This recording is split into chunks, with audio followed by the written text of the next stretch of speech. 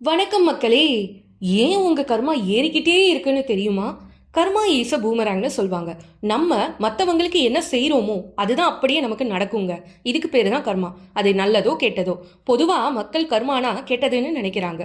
கெட்டது பண்ணிட்டோம் அதான் கர்மா நம்மளை தாக்குதுன்னு சொல்கிறாங்க. அது அப்படி இல்லைங்க. கர்மாங்கிறது நாம் செய்கிற செயலுக்கான பலன், அவ்வளோதான். அது நல்லது கெட்டதுன்னெலாம் பிரித்து வராதுங்க. கர்மதேவன் சனி பகவானும் அப்படிதான்.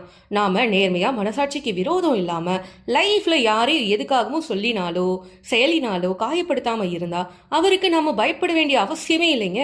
அவரை போல அள்ளி கொடுக்கிற தெய்வம் யாருமே இல்லைங்க.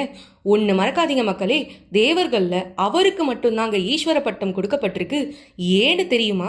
அவர் மிகவும் நியாயமானவர். தப்பு பண்ணினா அதுக்கான தண்டனை கொடுத்து அது மூலியமா நம்மளை நல்வழிக்கு கொண்டு வருவாரு. நம்ம கஷ்டங்கள் அனுபவிக்கிறது மூலியமா நாம சேர்த்த கர்மா கொஞ்சம் கொஞ்சமா கரைந்து போகுங்க. பின்பு நல்வாழ்வு செழிக்கும். ஆல்ரெடி சேர்த்த கர்மானால தான் சங்கடங்களை சந்திக்கிறோம்னு சொல்லியாச்சு.